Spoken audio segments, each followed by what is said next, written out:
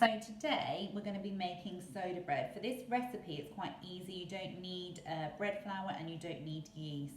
You can use this hopefully with stuff that you have make this with stuff that you have in the house.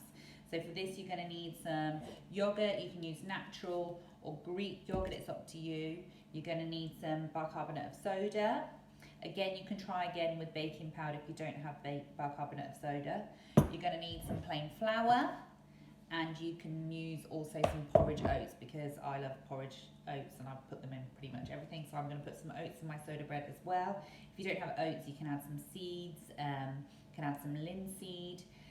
You can also, if you don't have, if you have even wholemeal flour, you can use wholemeal flour to make it even healthier. I haven't got any, so I'm just going to use it with plain flour. Okay, so the first thing you're going to need is a mixing bowl.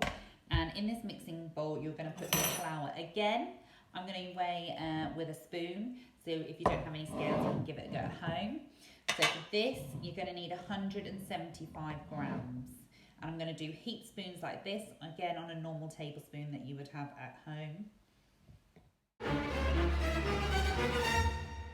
Okay, so for that I use 10 heaped tablespoons. And when I say heaped, not levelled, so 10 spoons like that. And then to my flour mixture, I'm going to add some oats. So I've just got a big bag of oats here, and I'm going to add 25 grams, which again, I'll use a spoon to measure.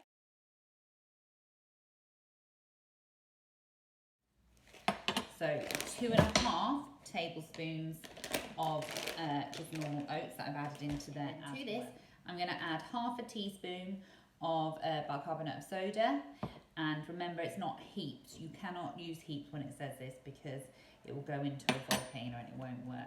Okay, so once I've got all my dry ingredients in there, so I've got my oats, I've got a bit of sugar and a bit of bicarbonate of soda and my plain flour, I'm just going to give it a mix. To this, I'm going to add 175 mils of yoghurt. Again, I'm going to weigh this. I may not need to add all of it, so I'm just going to add a couple of tablespoons to start off with.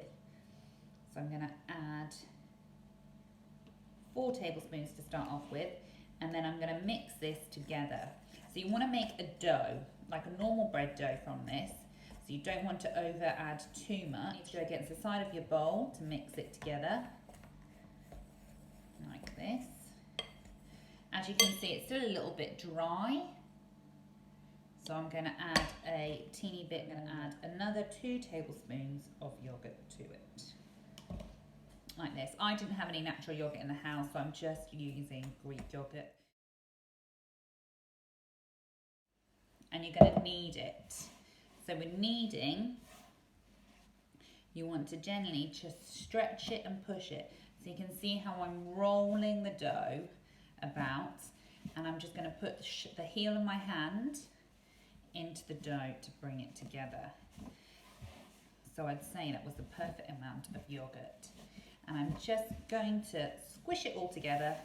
Don't add any more flour to your table because you should have a little bit in your bowl anyway. If you do add too much yoghurt, add a tablespoon of flour just to bring it together to make sure that it's not too sticky. So you can see how it's starting to look.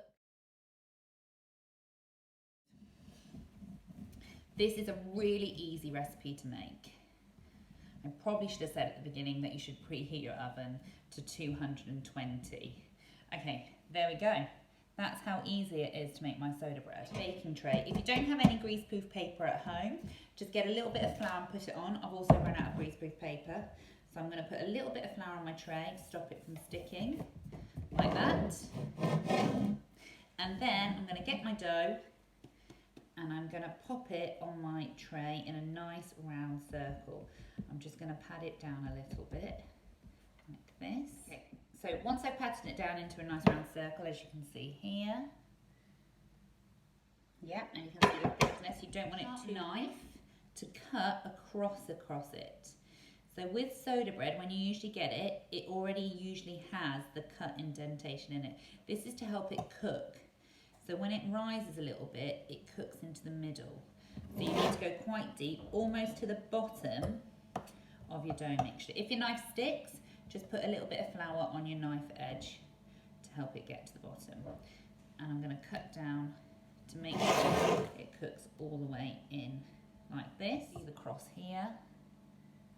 And if you're trying to be even healthier, if you used whole wheat flour instead of plain flour, you can also add into there some linseed, some sunflower seeds, some pumpkin seeds, anything else to add a little bit more nutrition into it and a bit more fibre into it.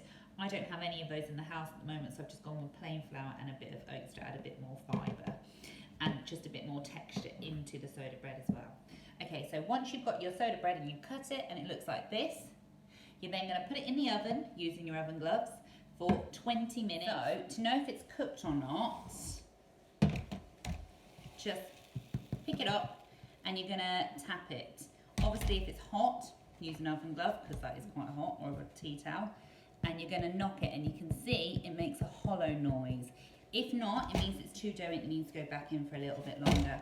Mine is perfect and done. And so here's soda bread made with just plain flour, yogurt and bicarbonate of soda, and I put some oats in it. Oats, not yolks, oats in it. Okay, soda bread done.